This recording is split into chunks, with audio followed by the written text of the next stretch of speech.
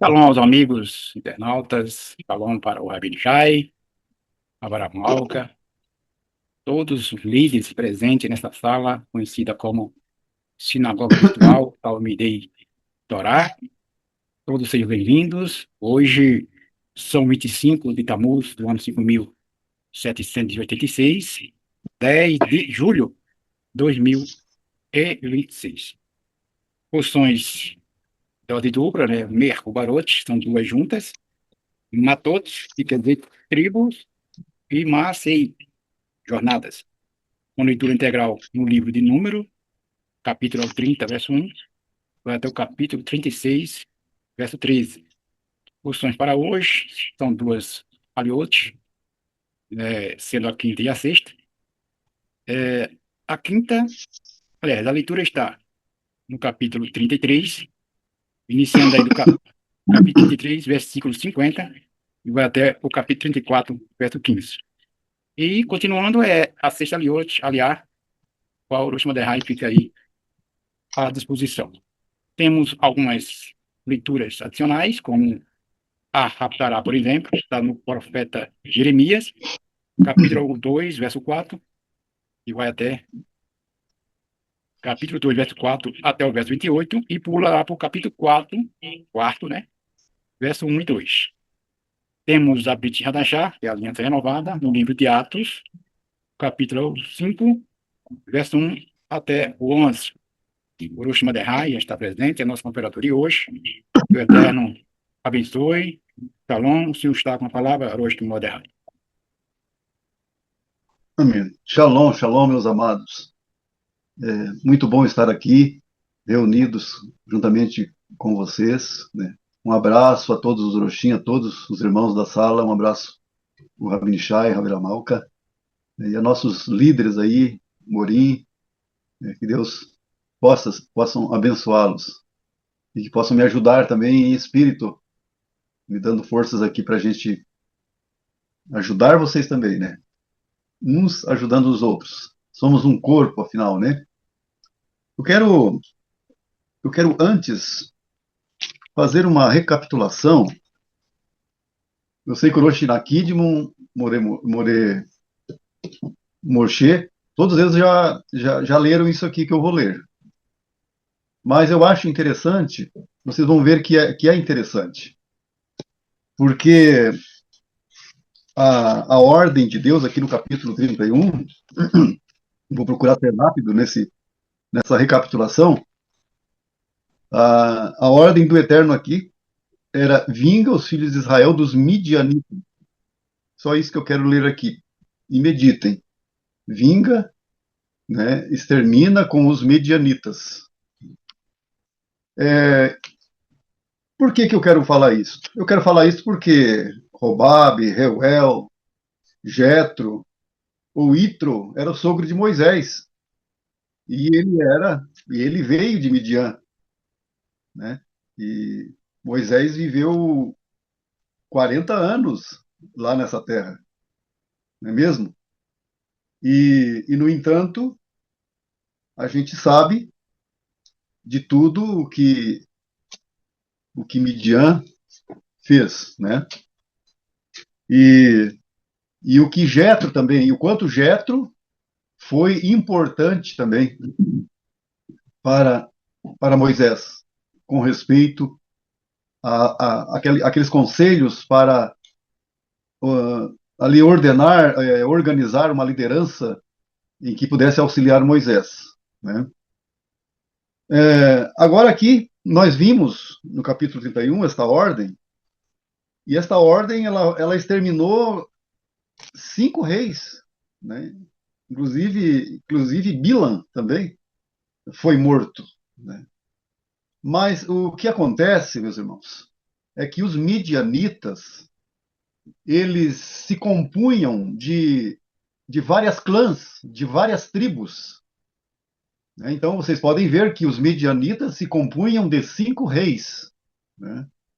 Então logo nós sabemos que o trabalho de Jetro seguiu um trabalho muito bacana, um trabalho aonde eles viveram separado dos medianitas e inclusive né, os sábios dizem que quando Jetro voltou para Midian, ele foi expulso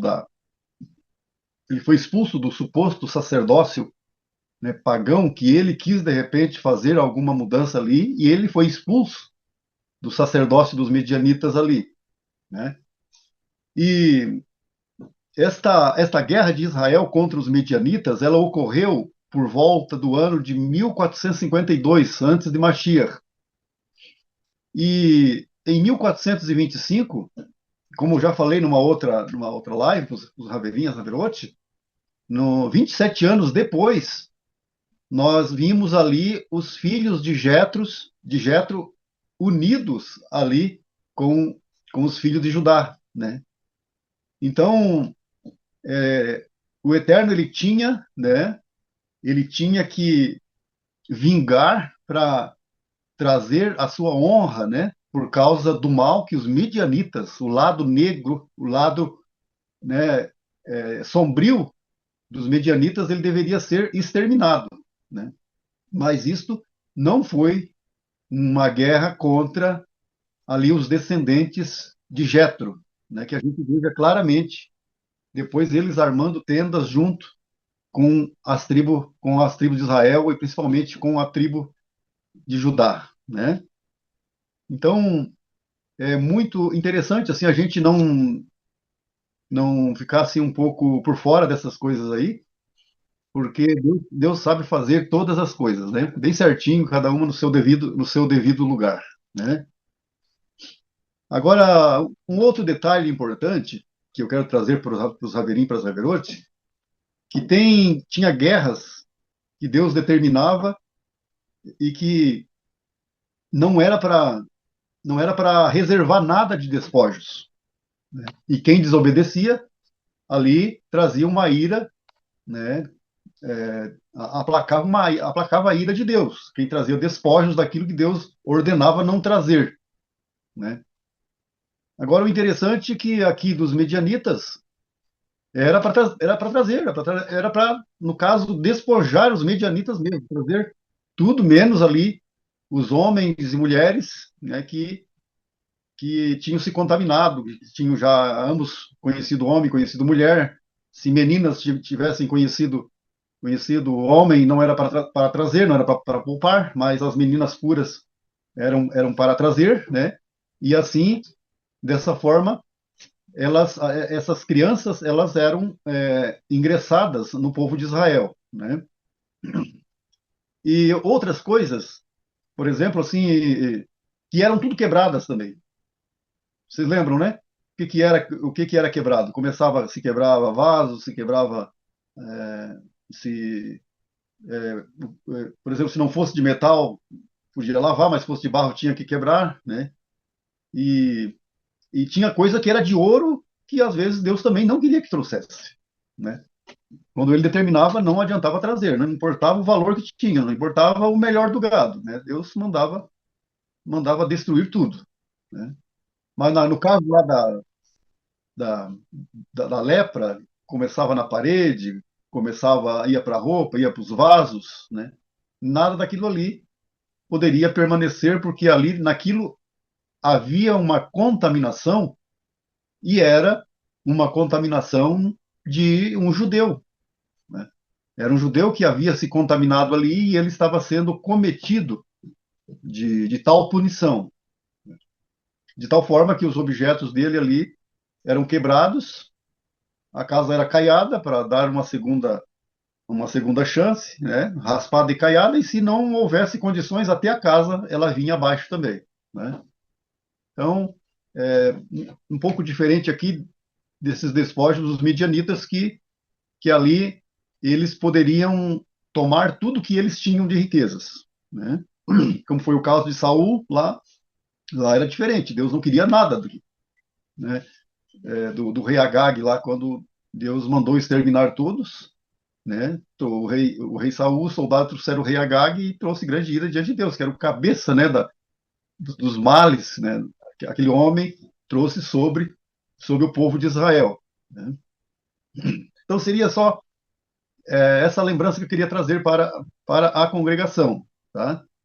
Que não atingiu a descendência do sogro de Moisés esta ordenança do Eterno contra os midianitas, né? Tá certo? E então vamos ao nosso texto aqui, que nós temos aqui votos, promessas, né? E no 31:42, em toda a paraxá são votos e promessas e, e aí a boa vontade do povo para cumprir, né? Então aqui nós começamos a ver os despojos. E da metade que tocou aos filhos de Israel, que Moisés separara da dos homens do exército, a metade para a congregação foi. Então, metade para a congregação foi. É interessante que os soldados, eles foram para a guerra e trouxeram tudo que puderam, né? Mas o povo que estava nas tendas, que não foram para a guerra, eles também receberam metade dos despojos, né? Então, nos mostrando aí uma, vamos dizer assim, uma equivalência da distribuição ali, né? Não porque alguém lá não estava junto, ali no suor, né? Ali no forte da guerra, que não tinha direito, ele era povo também, estava ali, né? Só estava nas tendas, mas a congregação também recebeu metade, né? Isso é muito, muito interessante. Então começa a dizer aqui do rebanho 337.500. Então era uma quantia muito grande, porque vocês imaginam que isso aqui era gado de 5 reis, né? De 5 tronos fortes que tinham ali, que alimentava, né, todo aquele povo ali, né? Gado 36 mil, verso 44, jumentos 30.500 jumentos, eram tudo animais de tração, animais de carga, né? Seres humanos 16 mil, verso 47, e tomou Moisés desta metade que tocou aos filhos de Israel, um de cada 50, tanto de homens como de animais, e os deu aos levitas que guardavam o tabernáculo do Eterno, como ordenou o Eterno a Moisés. Versículo 48. E chegaram a Moisés, os encarregados sobre os milhares do exército, chefes sobre 1.000 e chefes de 100. Então, isso aqui é tão interessante que esta ordenança aqui, ela foi aconselhada pelo sogro de Moisés, né? Então é interessante que um sábio praticamente ele é lembrado durante todo o tempo, né, nas nossas mentes, né? E a gente lê a Escritura e vive tocando no nome deles, porque em Apocalipse está escrito que as obras deles seguem depois da morte, né? Então é muito interessante a nossa vida, né, diante de Deus, para que cada um de nós construa um legado positivo, para que no futuro alguém lembre também de nós, né? E que não lembre somente de nós, que tenha alguns de nós, alguns descendentes de nós também, dando a sequência naquilo que você começou, né? Nós sabemos que o Rabino Shai tem muitos filhos, né? Então ele tem dezenas, centenas de filhos, né? E ele vai ser sempre lembrado, né? Versículo 49. E disseram a Moisés: Teus servos receberam a conta dos homens da guerra que estavam sob as nossas ordens. E não faltou dos nossos nenhum homem. Então, que coisa assim tremenda, grandiosa. Deus vai na frente. Quando Deus vai na frente, não tem por que temer que vai faltar algum, que alguém vai morrer, né? Deus disse que ia na frente e tinha que realmente fazer como Deus estava mandando e seguir para onde ele for, para onde ele mandou, né? Não importava o tamanho do exército que estava lá na frente.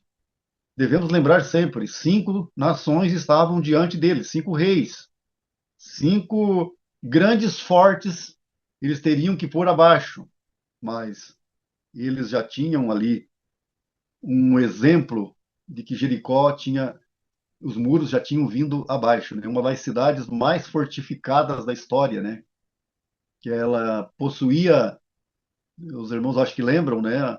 Ela possuía um muro e tinha um outro muro por dentro ainda, e neste muro as pessoas habitavam neste forte. E tinha ainda um grande corredor por cima deste muro, né? Era quase, era quase impossível, sabe? Era quase impossível um exército botar para baixo, né, um muro, segundo a história, que os muros de Jericó, né?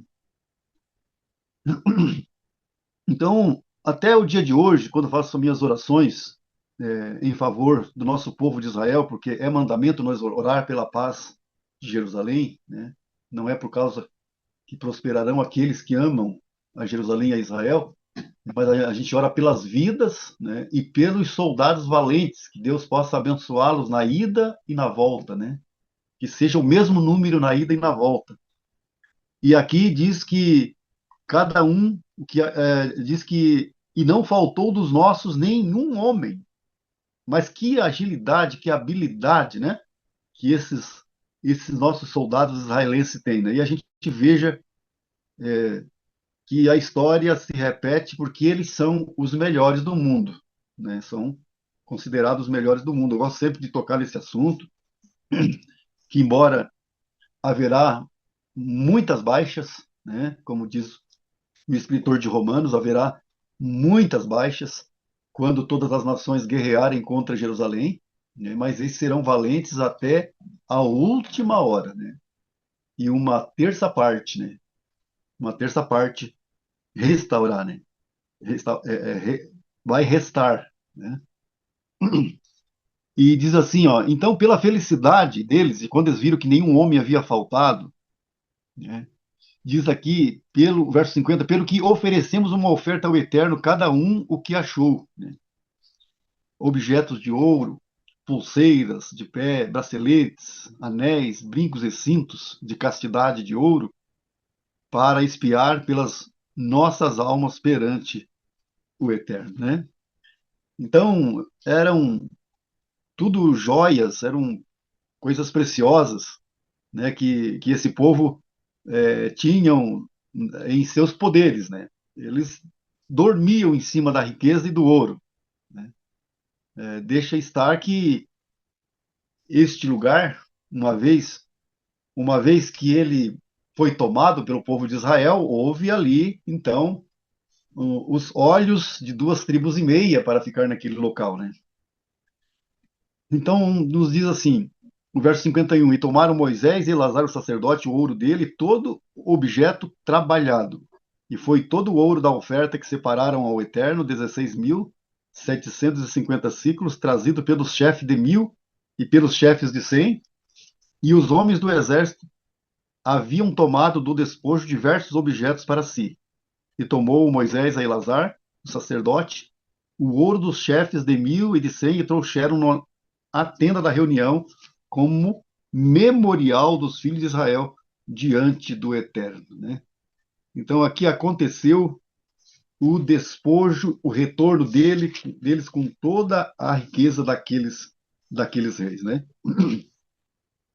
O verso 32, que vai relatar o que eu já dei um toque, né?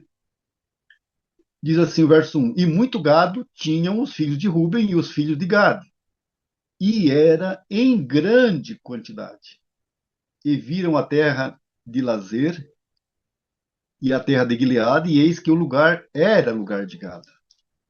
Imagina só, os milhares de cabeças de gado que eles haviam tomado de lá. É porque realmente lá era um lugar de gado.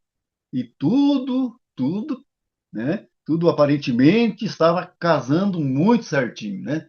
Eles tinham muito gado e a terra lá era terra boa para criar gado. Milhares de animais Israel havia tomado por despojos, né? E diz aqui o verso 2: E foram os filhos de Gad, os filhos de Rubi, falaram a Moisés, a Elazar, o sacerdote, e aos príncipes da congregação, dizendo: Atarote, Dibon, Lazer, Ninra, Reshbon, Elal, Seban, Nebó Ebeon, a terra que feriu o Eterno diante da congregação de Israel, é terra de gado. E os teus servos têm gado. Foi muito simples, né? E os teus servos têm gado, né? Mas não tinha ali um voto, não haviam feito um voto de subirem todos juntos, armados, e atravessar o Jordão, né? Então, e diz assim, ó, e disseram: se achamos graça aos teus olhos, seja dada a terra a teus servos por possessão, e não nos faça passar o Jordão. Nós já fizemos ali, ó, nós já estivemos na guerra contra esses 5 reis. Nós trouxemos todos os despojos. Achamos graça, né, Moisés? Diante dos seus olhos, diante dos olhos do Eterno. Então nós fizemos alguma coisa boa. Então nos deixa ficar aqui. Então, se não fosse interferido em nada, eles não iam atravessar o Jordão. Para eles, aquilo ali, eles tinham feito uma missão completa. Mas Deus é Deus de voltar atrás. Deus é homem para que fale e não se cumpra, né? Como falou lá o Bilam, mesmo na marra, mas falou, né? E, e então, e não nos faça passar o Jordão. Me lembro aqui da explanação do Moré Moshe, né? Que Israel, na primeira vez que eles foram e fizeram aquele levantamento da terra de Israel, eles não precisavam por lá passar o Jordão. Simplesmente eles passavam por cima, por terra seca, né? Simplesmente eles iam entrando e não precisavam passar lá, né, pelo Rio Jordão. E até eu me lembro muito bem que o Moré Moshe ainda falou que aonde aqui o Israel ia passar o Jordão era uma das partes mais fundas, né? Ainda para a gente inculcar aqui que o Eterno gosta de fazer milagres e milagres grandes, né? Então, foi, foi aqui também levantada grandes paredes de água, como no Mar Vermelho, né? Para que ficasse impactado mesmo ali, que foi um grande milagre, né? Que aconteceu ali também, né? Foi algo tremendo ali que aconteceu, que as águas do Jordão também, elas recuaram aqui, se tornaram duas grandes paredes de água, e o povo passou a seco, né? E foi muito interessante ali o sepultamento das pedras que juntaram no Jordão, aliás, que juntaram no deserto e sepultaram no Jordão, e as 12 que juntaram do Jordão e em terra seca, após passar o Jordão, formaram um altar ao Eterno, né? Deixando para trás lá aquelas pedras que foram emergidas no Jordão, sepultaram ali aquela história de sofrimento, de tristeza, né, de desprazeres, e, e seguiram então uma nova vida, né? E diz assim então: não nos faça passar o Jordão. E disse Moisés aos filhos de Gad e aos filhos de Ruben: irão vossos irmãos à guerra, irão vossos irmãos à guerra, e vós ficareis aqui? Né? Pergunta: e vós ficareis aqui? Então, está muito claro ali que para Ruben e Gade, a missão deles estava completa. Né? Mas e como é que fica? Vamos questionar aí que Deus tem duas palavras? Né? Olha, nós temos sempre que pôr em mente que se nós insistirmos em alguma coisa, Deus pode até ceder ali no momento, mas você vai pagar o preço mais tarde. Né? E vós ficareis aqui? Por que, pois, desanimais o coração dos filhos de Israel para que não passem a terra que lhes deu o Eterno? E ali ele faz ali uma explanação, traz à memória o mal que esse tipo de argumento, de procedimento, já havia acontecido, né, aos nossos pais. Né? Assim fizeram vossos pais, quando os enviei a Kadesh Barneia para ver a terra. Né? Subiram até o riacho de Escol, viram a terra e desanimaram o coração dos filhos de Israel para que não fosse a terra que lhes deu o Eterno. Né?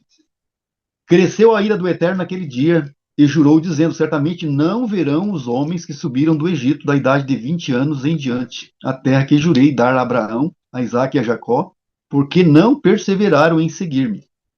Salvo Caleb, filho de Jefuné, o quinezeu, e Josué, filho de Num, porque perseveraram em seguir, perseveraram em seguir ao Eterno. Né? Cresceu a ira do Eterno contra Israel e os fez andar errantes pelo deserto 40 anos, até se acabar toda a geração que procedeu mal aos olhos do Eterno. E tudo isso ali, Rubem e Gad quietinho escutando, né? Que poderia se repetir com eles, né? Mas vamos ver aqui uma espécie de acordo, né? Mais tarde. E eis que vós vos levantais em lugar de vossos pais como discípulos de homens pecadores. Vocês estão aí discipulando, vocês estão aí divulgando uma coisa no meio dos irmãos aí que já aconteceu e que Deus já puniu essas pessoas. Vocês estão procedendo da mesma forma, né? Para aumentar ainda a ira do Eterno contra Israel. Se deixardes de segui-lo, também ele tornará a vós e vos deixará no deserto e arruinareis a este povo todo. Né? Então, não tinha dois pesos aqui, não. Tá? E chegaram-se ali e disseram: currais edificaremos para nosso gado, aqui, e cidade para nossas crianças, e nós nos armaremos depressa diante dos filhos de Israel, até que os levemos ao seu lugar, e estarão nossas crianças nas cidades fortificadas por causa dos moradores. Alguns questionam aqui que eles estavam assim até mais preocupados com o gado do que com as famílias, só pelo fato de que eles falaram primeiro em edificar currais para o gado. Mas o interessante é que quando Moisés concorda com eles, Moisés conserta isso aqui. Lá na frente, Moisés conserta. Não, então vocês primeiramente vão fazer assim, assim, assim, mas primeiro as casas, tá? para os filhos. É. Então diz assim, né? E versículo 18: não voltaremos às nossas casas até herdarem os filhos de Israel, cada um a sua herança, porque não herdaremos com eles do além do Jordão em diante, porque já recebemos a nossa herança de aquém do Jordão ao Oriente. Então, eu estou mais fazendo uma leitura aqui, cuidar do nosso horário aqui, não vou tomar muito tempo aqui. Então, na sequência, meus irmãos, na sequência, o que acontece? Acontece que eles constroem ali, né? Eles constroem, como Moisés retificou isto que eles haviam falado primeiro em criar currais, Moisés retificou, vocês constroem, eu não vou passar para o sétimo aqui, até poderia passar um pouquinho aqui, né? Constrói as casas aí, primeiramente para vossos filhos, para vossas famílias, depois então vocês constroem os currais aí para o gado, mas vocês não estão, né? Vocês não estão descompromissados de atravessar o Jordão e desbaratar lá todos os inimigos juntamente com Israel. Então depois vocês voltem. Né? Porque Moisés aqui no versículo 20, do sétimo, ele já diz isso. Se fizerdes isto, se vos armardes diante do Eterno para a luta, e cada um de vós armado passar o Jordão diante do Eterno, até desterrar a seus inimigos diante dele, e for subjugada a terra diante do Eterno, e depois voltardes, então sereis desobrigados perante o Eterno, perante Israel. E será esta terra para vós por possessão diante do Eterno. Agora, eu pergunto uma coisa para a congregação. Foi bom esse negócio para, para Gade, para a metade da, da tribo de Manassés e para Ruben? Foi bom eles terem feito isso? O que vocês acham? Foi bom isso? Eu digo que Vocês não. lembram de uma história muito semelhante? Lá quando Abraão disse para Ló: eis que nós temos muito gado, está muito difícil nós andar junto. Né? Então, eis que diante de nós aí está esta pastagem linda, maravilhosa. Se tu ir para a esquerda, eu irei para a direita. Se tu ir para a direita, eu irei para a esquerda. E Ló olhou para a parte mais verdejante que tinha, e foi para onde ele foi. Só que para onde ele foi, para onde o coração dele puxou ele para lá, para aquela parte mais verdejante, foi quando os inimigos vieram e tomaram a Ló. Né? E depois Abraão teve que vir socorrer o sobrinho ainda mais tarde. Né?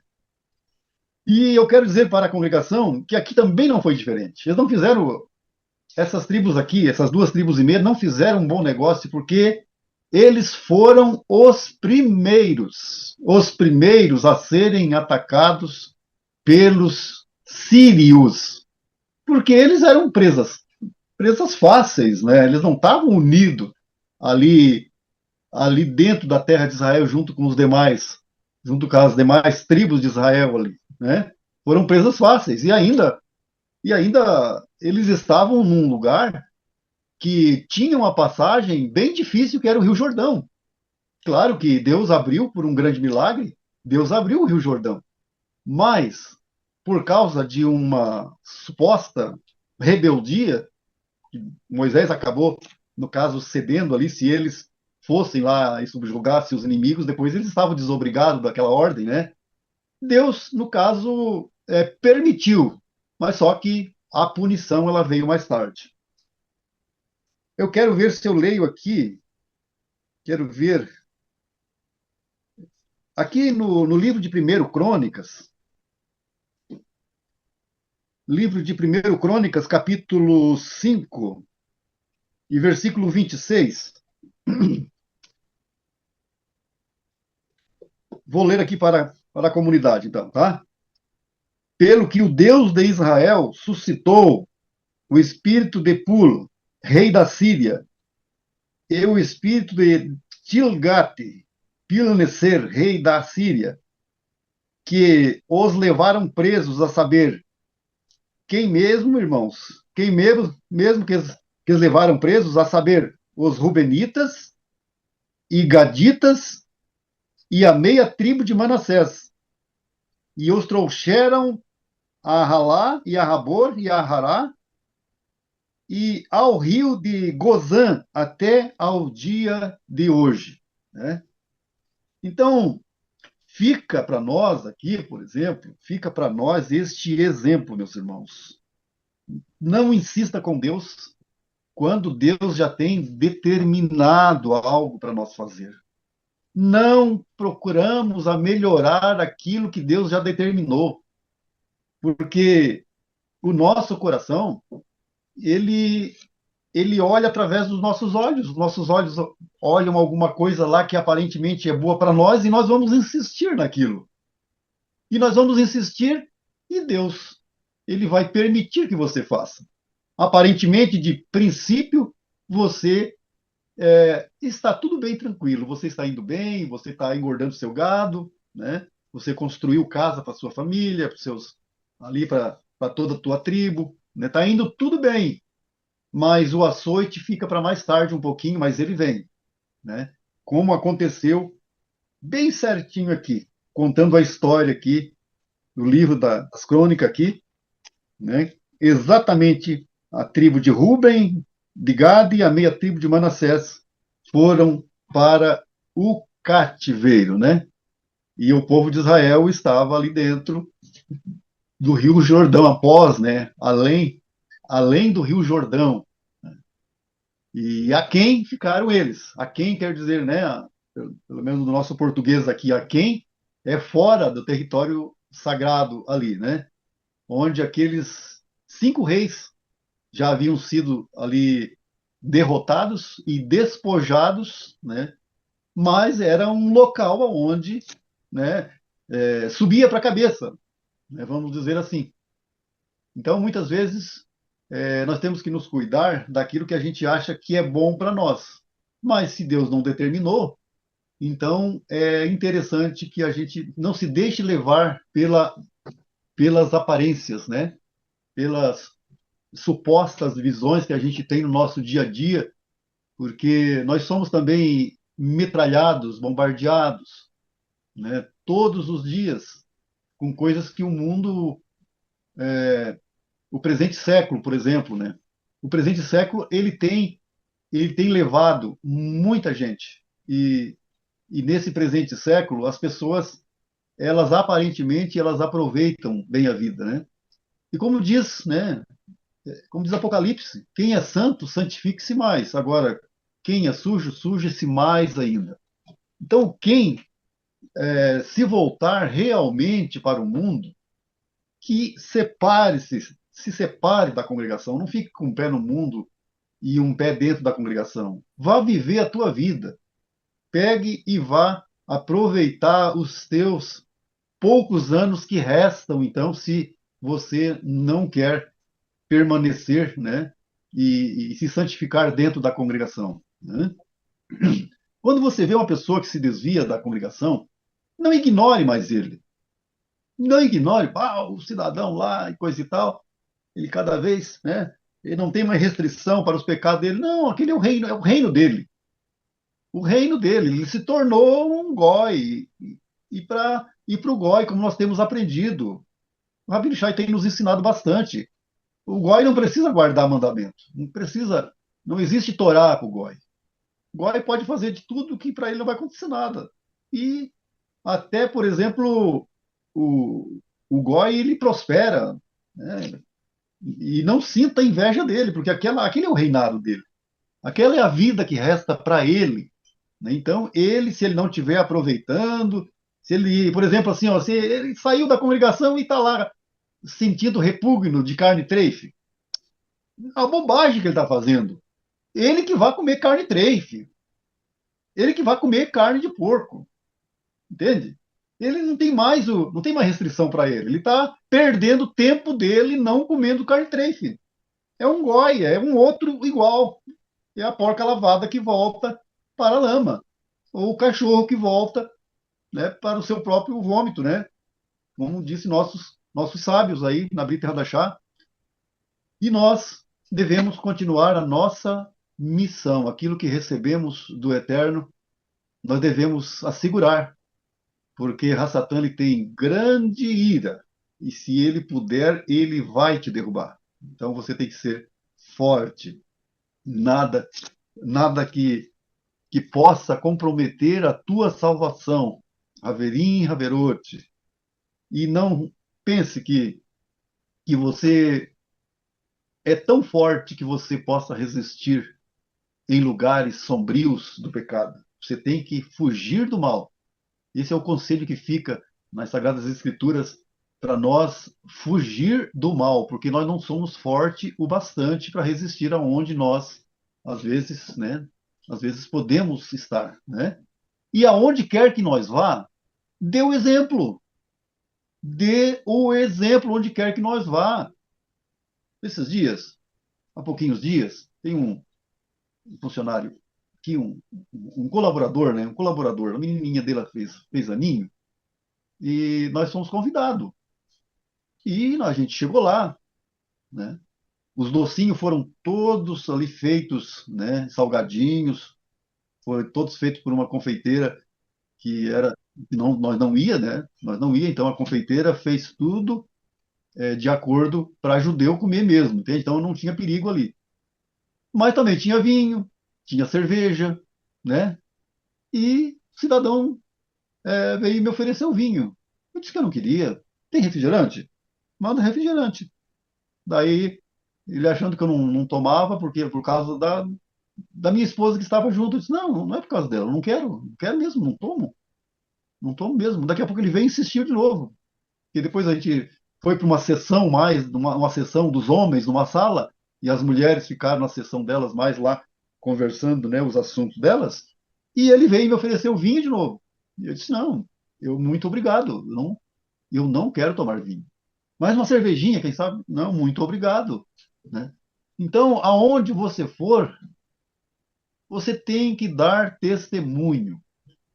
É no meio, é no meio dos goim que você tem que fazer com que o nome do Eterno seja louvado.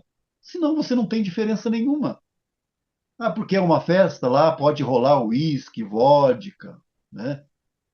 Até, inclusive, é muito bom lembrar que não é porque é uma festa israelita, tá? Eu fui numa festa goi, lá tinha, se quisesse beber. Mas porque é uma festa israelita, só tem judeu ali, só tem israelita, pode rolar uísque, vodka, cerveja e vinho? Hein? Isso é ruim, é muito ruim, porque nós somos uma comunidade que nós temos trazido para dentro da comunidade pessoas que saíram de um mundo muito pesado, pessoas que tiveram muita dificuldade na vida, pessoas que tiveram dificuldade para se livrar da droga, tiveram dificuldades para se livrar do álcool, e daí, quando se faz uma festa judaica, uma festa israelita, e rola, estou fazendo suposições aqui, já pensou? Ah, é uma festa israelita. E rola ali, à torto e à direito, um uísque, uma vodka, uma cerveja, um vinho. Ah, aqui estamos em quatro paredes, né? É uma festa judaica. E como é que fica os nossos irmãos que passaram trabalho no passado para se livrar desses vícios e chega numa mesa ou numa casa ou num salão desse e ali a bebida está rolando? O que, que pode acontecer com os nossos irmãos se tomarem o primeiro gole? Você é responsável pelo sangue desse irmão. Você é responsável caso ele caia novamente e volte para aquele primeiro reduto. Lá você é responsável.